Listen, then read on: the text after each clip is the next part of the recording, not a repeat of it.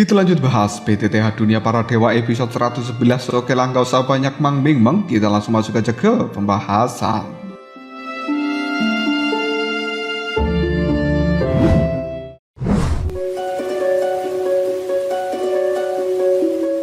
Xiaoyan memahami prinsip dari seorang Le Shaolong. Memang kualitas itu lebih baik daripada kuantitas. Makanya Xiaoyan sangat setuju ketika Le Shaolong berkata bahwa dia tidak akan memilih pasukan yang hanya bisa omon-omon saja.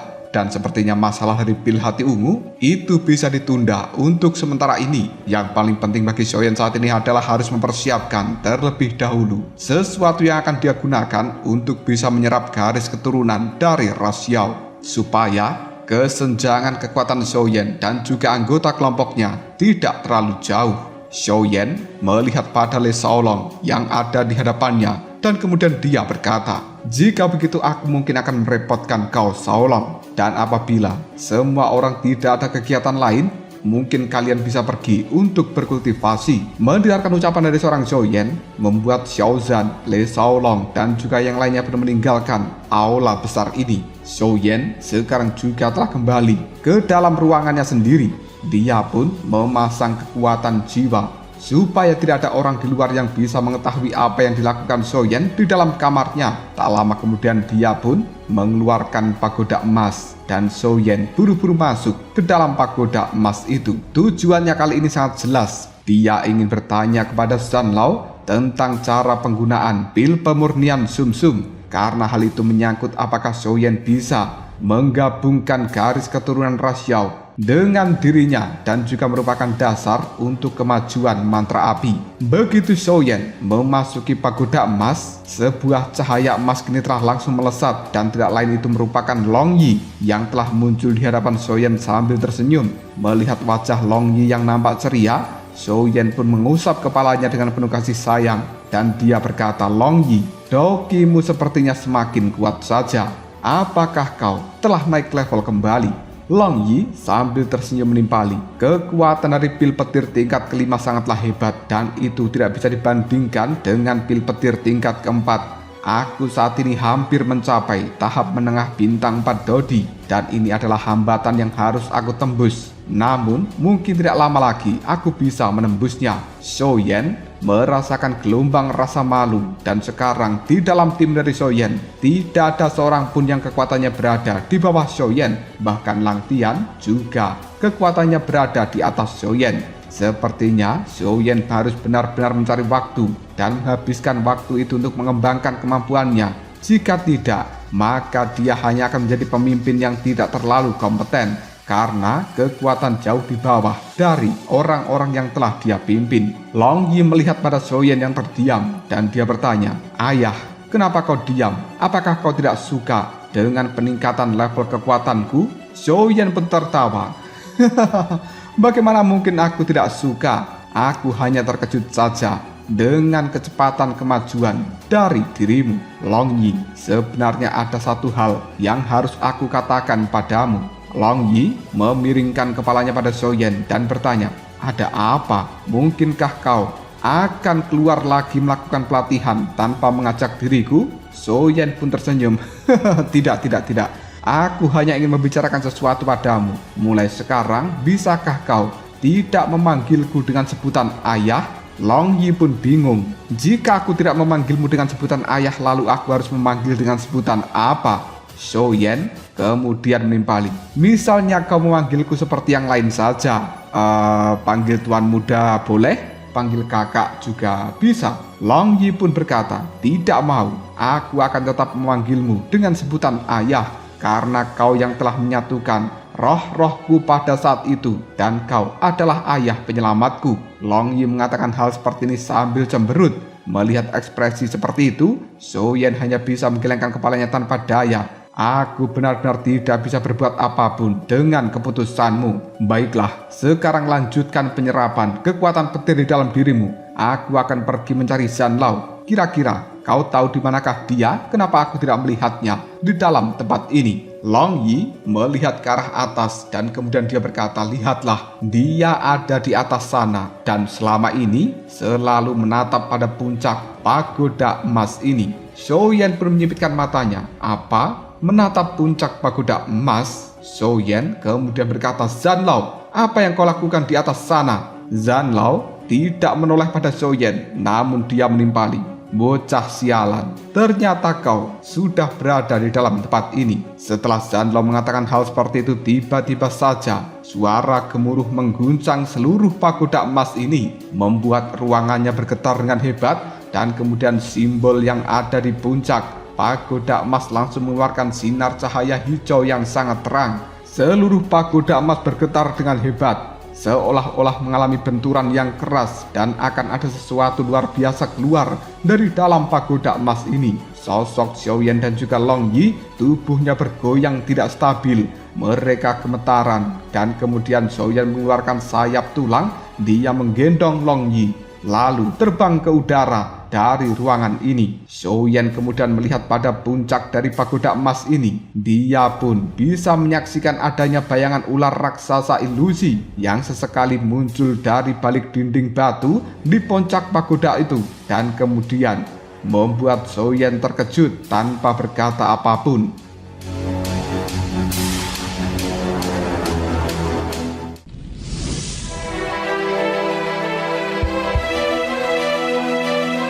Cahaya hijau yang telah muncul dari simbol di puncak pagoda emas ini langsung berubah menjadi jaring raksasa, kemudian menjebak bayangan ular dengan sangat kuat. Hal itu membuat bayangan ular berjuang mati-matian. Tubuhnya telah diselimuti oleh jaring hijau, dan puluhan sinar cahaya melesat keluar mencoba melepaskan diri dari jaring. Tapi jaring berwarna hijau ini sangat kuat. Bayangan ular ilusi itu mengeluarkan suara mendesis dan akhirnya masuk kembali ke dalam dinding yang ada di puncak pagoda emas dan menghilang dari pandangan. Yen pun kali ini bertanya dengan heran, "Zanlao, sebenarnya apa yang telah terjadi?" Zanlao pun gelengkan kepalanya tanpa daya. Meskipun kekuatannya hanya sedikit kurang, tapi tetap saja tidak mampu menembus batasan aturan langit dan bumi ini. Sayang sekali. Yen benar-benar ingin tahu bayangan ular itu sebenarnya makhluk apa. "Zanlao, apakah sebenarnya ada orang lain di dalam pagoda ini? Dan kenapa selama ini aku tidak pernah mendengar kau menyebutkan sebelumnya?" Zanlao dengan acuh tidak acuh dia menimpali. "Itu karena belum waktunya bagimu untuk mengetahui semuanya. Tidak perlu bertanya lagi, dan kau akan tahu kapan waktunya tiba. Singkatnya, ini bukan hal yang buruk bagimu. Bersabar dan juga tunggulah, jawabannya akan segera terungkap." Yen menyipitkan matanya. "Dari ucapanmu, sepertinya bayangan ular ilusi itu ada hubungannya dengan diriku." Zanlao hanya tersenyum sambil menganggukkan kepalanya. Dan dikarenakan menyangkut seorang Yen, tentu saja hal itu membuat Yen cukup enggan. Tapi tampaknya Zanlao tidak berniat untuk memberitahukan pada Yen kali ini. Namun Yen, dia merasa cepat atau lambat Zanlao pasti akan memberitahunya. Memikirkan hal seperti itu saja Yen berhenti untuk mendesak Zanlao. Detik berikutnya Zanlao menatap pada Yen dan dia pun mengatakan, "Nak, kau sudah mendapatkan lumut Lingyin, menyerap api surgawi dan juga roh hantu. Dan saat ini kau juga memiliki segel roh. Bukankah seharusnya kau sedang memurnikan pil pemurnian sumsum dengan kekuatan dan juga intensitas tubuhmu saat ini untuk menggabungkan garis keturunan dari ras Yao? Kau masih terlalu lemah. Tanpa adanya pil pemurnian sumsum, maka kau tidak akan pernah berhasil." Yen kemudian segera menimpali, "Begini Zanlao, aku datang kali ini memang untuk bertanya, bagaimana tepatnya cara menggunakan pil pemurnian sumsum itu?" Zanlao terkejut. "Apakah sebenarnya kau sudah memurnikan pil pemurnian sumsum?" "Bagus sekali. Sekarang pergilah pada kolam batu yang ada di bawah sana. Masukkan pil pemurnian sumsum di dalam kolam itu dan kemudian berendamlah kau di sana. Serap khasiat dari obat itu. Mungkin ini akan sedikit menyakitkan, tapi seharusnya tidak menjadi masalah bagimu." Setelah Zanlao selesai berbicara, pandangan matanya kembali melihat pada puncak pagoda emas ini, dan tiba-tiba dia teringat sesuatu sebelum akhirnya dia berkata pada Yen, "Selain itu, Kekuatan dokimu juga perlu ditingkatkan. Jika kau tidak memiliki hal mendesak yang harus dilakukan selama periode waktu ini, cukup tempa dirimu dan juga tingkatkan dokimu. Kondisinya hampir sempurna. Kau perlu memanfaatkan kesempatan seperti ini. Zhou-Yan menyipitkan matanya. Kondisinya hampir sempurna? Apa sebenarnya yang kau maksud?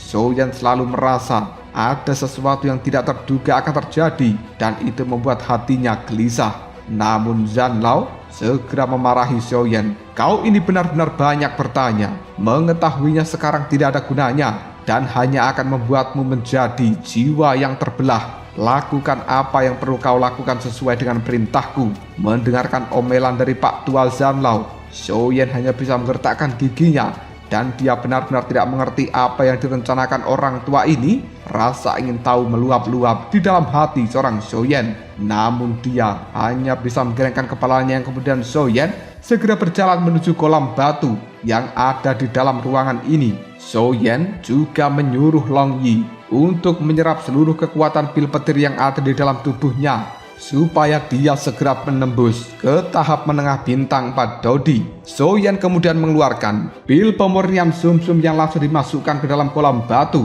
Hanya dalam waktu yang singkat, air di dalam kolam batu ini langsung berubah menjadi keruh. Zhou-Yan kemudian memasukkan dirinya ke dalam kolam batu itu untuk berendam. Aliran kekuatan dari pil pemurnian sumsum langsung meresap ke seluruh tubuh dari Zhou-Yan, menguatkan otot dan juga tulang-tulangnya, dan setiap sel di dalam tubuh Zhou-Yan seolah-olah dihancurkan lalu disusun kembali. Rasa sakit yang hebat membuat tubuh dari Zhou-Yan gemetar, bahkan wajahnya terlihat pucat. Tubuh Zhou-Yan pada akhirnya bisa dengan cepat beradaptasi dengan rasa sakit seperti ini, dan tulangnya menjadi sangat kuat di bawah penempaan dari pil pemurnian sumsum. 3 hari berlalu dalam sekejap mata. Rasa sakit yang menimpa tubuh dari Zhou-Yan pun secara perlahan mereda. Harus diakui bahwa khasiat dari pil pemberian sumsum tulang memang sangat ampuh, dan Zhou-Yan merasa kekuatan di dalam dirinya seolah-olah ingin meledak, dan perasaan terlahir kembali itu sungguh luar biasa. Zhou-Yan rasa-rasanya ingin melakukan duel dengan Xiao Zhan dalam hal kekuatan otot murni.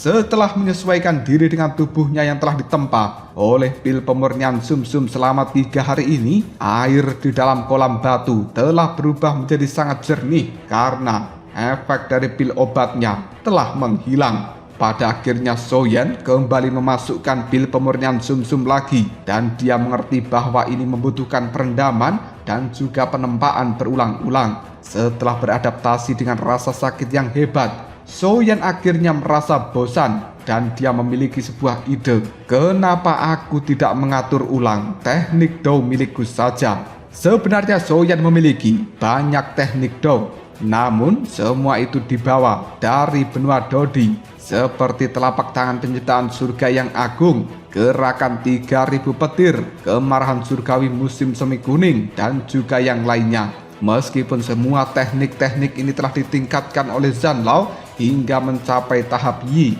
namun di dalam sebuah pertempuran yang sengit, Zhou-Yan masih merasa kurang.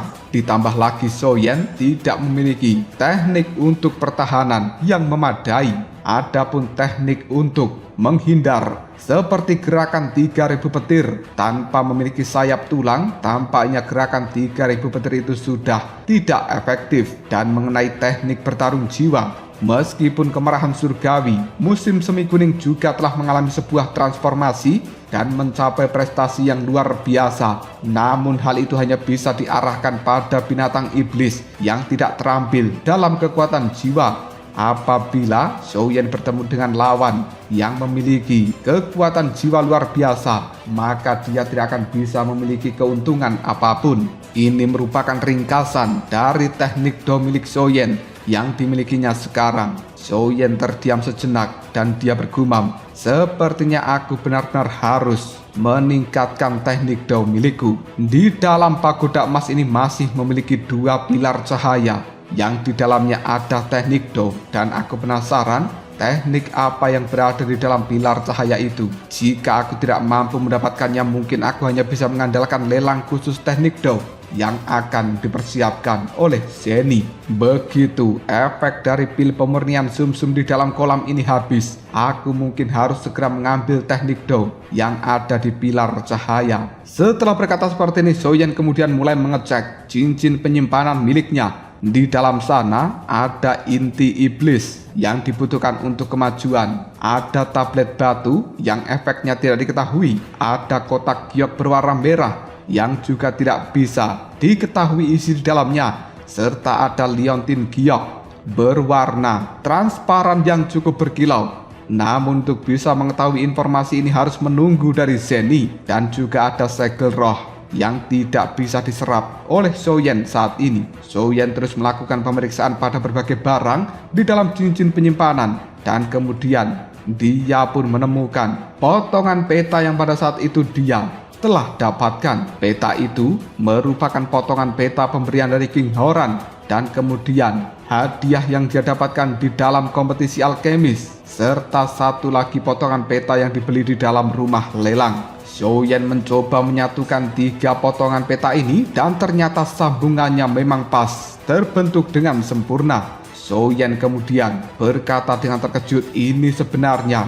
adalah peta harta karun. Pandangan mata Soyen langsung berbinar. Wilayah yang ditunjukkan di dalam peta harta karun itu cukup sederhana dan juga mudah dipahami, dan sebenarnya mengarah pada sebuah goa yang berada di wilayah paling utara dari benua Dodi, tepatnya di bawah gunung yang besar. Yang paling menarik perhatian dari Soyen, sepertinya goa ini adalah sebuah reruntuhan kuno. Soyen kemudian berkata, peta seharusnya seperti ini, sederhana dan juga mudah dipahami. Tidak seperti peta yang ada di liontin giok berwajah hantu. Garis-garis petanya benar-benar sangat rumit dan juga tidak bisa dimengerti sama sekali. Setelah nanti semua orang selesai berlatih dan juga lelang teknik Do berakhir, mungkin aku harus mengajak timku kembali untuk pergi dan melakukan penjelajahan pada peta ini. Soyen, suasana hatinya sangat senang, dan kemudian dia kembali menyimpan peta itu ke dalam cincin penyimpanan. Selanjutnya Soyen kembali memeriksa bagian dalam cincin penyimpanannya itu, dan pandangan mata dari Soyen tertuju pada formula pil obat yang diberikan oleh Kaisar Iblis Tua pada saat itu. Buku yang merupakan formula pil obat ini telah sepenuhnya mengubah hidup dari Soyen di dalam benua Dodi, menjadikannya tokoh terkemuka dan membebaskan Soyen dari kekhawatiran finansial, serta membuka jalan baginya untuk membentuk kekuatan baru dari klan Xiao dengan cepat. Dapat dikatakan bahwa Kaisar Iblis Tua telah memberikan sebuah kejayaan pada Soyen,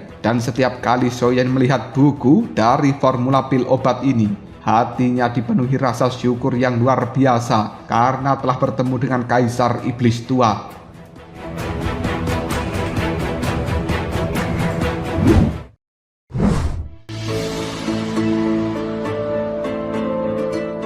Soyen bergumam, saatnya aku melihat resep-resep apa yang ditulis di dalam resep tingkat lanjutan. Soyen menenangkan dirinya, dan kemudian dia dengan cermat mulai memeriksa resep-resep pil obat yang berada di level tingkat lanjut.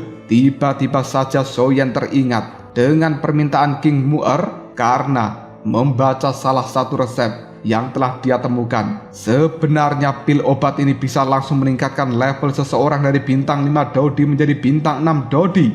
Aku tidak menyangka permintaan absurd dari King Mu'er akan bisa aku wujudkan. Soyen kemudian mulai membaca bahan-bahan yang dibutuhkan untuk memurnikan pil yang bisa menaikkan kekuatan dari bintang 5 menjadi bintang 6 Dodi. Dan bahan itu semuanya sangat langka. Yang tertulis adalah 3 inti monster beratribut air di bintang 8 Dodi, 3 rumput hantu iblis jiwa surgawi, dan 3 batu roh hantu. Begitu Soyen melihat bahan-bahan yang dibutuhkan, dia langsung tercengang. Belum lagi dia selama ini belum pernah mendengar tentang rumput hantu iblis jiwa surgawi dan juga batu roh hantu. Bahan pertama yaitu 3 inti binatang iblis atribut air bintang 8 dodi saja sudah membuat Soyen rasa-rasanya harus mundur. Bagaimanapun juga inti binatang iblis bintang 7 sudah sangat mahal di dalam benua dodi dan sangat sulit didapatkan. Lalu di manakah Soyen harus menemukan inti binatang iblis bintang 8 dodi? Soyen pun dengan cemberut tanpa daya berkata, seperti yang diharapkan dari formula tingkat lanjutan, bahkan persyaratan bahannya pun sangat tinggi. Semakin Soyen melihat resep obat tingkat lanjutan yang lainnya, semakin membuat jantungnya berdebar-debar. Karena formula obat yang ditinggalkan Kaisar Iblis Tua ini sangatlah aneh dan juga beragam, dan semuanya membutuhkan inti binatang iblis dari bintang 7 dodi sampai bintang 9 dodi. Membuat Soyen tersentak, kejutan di dalam hatinya pun sungguh tidak terbayangkan. Namun Soyen juga berpikir apabila formula seperti ini berhasil disempurnakan, maka pengaruh klan Xiao di dalam benua dodi akan benar-benar tidak tertandingi. Dan masalahnya adalah bahan-bahan yang dibutuhkan itu cukup untuk bisa menakut-nakuti 99% para alkemis di dalam dunia ini. Bahkan juga bisa membuat orang kaya di dalam benua dodi akan langsung bangkrut. Selain bahan-bahannya sulit ditemukan, persyaratan minimal dari inti binatang iblisnya saja adalah bintang 7 dan juga bintang 8. Selain itu juga banyak bahan yang membutuhkan inti binatang iblis bintang 9 dodi. Soyen dengan wajah muram berkata, resep ini benar-benar memberiku sebuah harapan, tapi pada saat yang sama juga membuatku putus asa. Apa yang harus kulakukan? Inti binatang iblis bintang 8 dodi hampir punah di dalam benua ini. Dan untuk yang inti binatang iblis bintang 9 dodi, aku bahkan belum pernah mendengarnya. Lalu bagaimana caranya aku bisa memurnikan pil obat seperti ini? Kecuali masih ada inti binatang iblis yang tersisa dari zaman kuno, mungkin formula dari pil obat ini bisa diwujudkan. Tapi jika tidak, sangat mustahil. Setelah berkata seperti ini, tiba-tiba saja pandangan mata Soyen berbinar. Dan dia berkata, aha, aku ingat keluarga binatang ajaib. Mereka merupakan satu-satunya yang memiliki warisan dari zaman kuno, dan mungkin mereka juga menyimpan inti binatang iblis dari zaman kuno. Nan Erming serta Xiaozhan kebetulan telah menyelamatkan nyawa dari salah satu anggota keluarga binatang ajaib. Ini adalah sesuatu yang luar biasa dan mungkin sudah menjadi takdirku. Tiba-tiba saja setelah berkata seperti ini, ekspresi Soyen menjadi aneh. Lalu dia berkata, tapi sialnya Nan Erming dan juga Xiaozhan, kedua orang itu bahkan tidak memberikan informasi tempat tinggal mereka kepada sang gadis dan juga tidak memiliki kontak dengan gadis cantik yang telah mereka sebutkan sebelumnya. Bahkan mereka juga tidak tahu siapa nama dari gadis itu. Aduh. Ketika Soyen seolah-olah menemukan secercah harapan, tapi saat ini harapan itu kembali menghilang. Apakah surga tidak akan memberikan harapan yang lain pada Soyen? Kali ini Soyen langsung menenangkan dirinya dan mulai merencanakan bagaimana melanjutkan ke depannya. Masalah dari bahan-bahan pil obat tingkat lanjutan mungkin bisa dipikir belakangan, karena Soyen saat ini tidak bergerak sendiri. Namun dia memikul misi dari kebangkitan klan Xiao. Zhenny telah menangani urusan ekonomi dan juga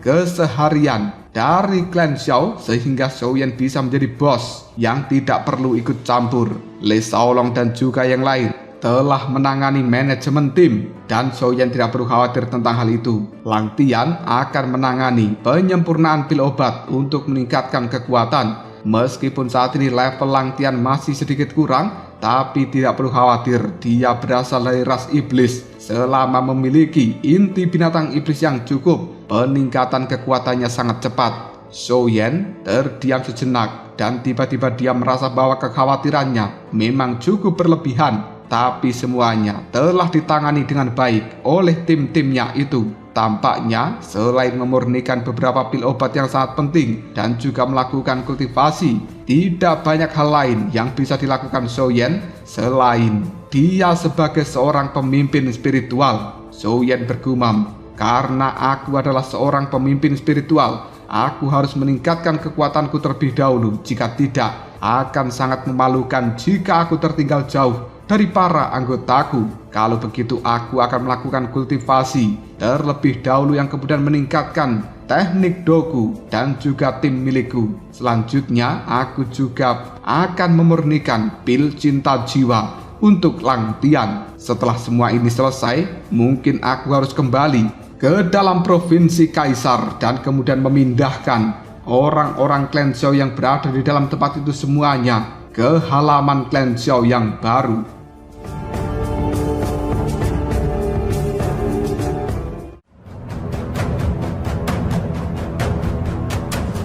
Lalu apakah yang akan terjadi selanjutnya? Mungkinkah rencana dari Xiaoyan ini akan berjalan dengan mulus? Jika kalian penasaran, tunggu aja jawabannya di next video. Ngobrol sob.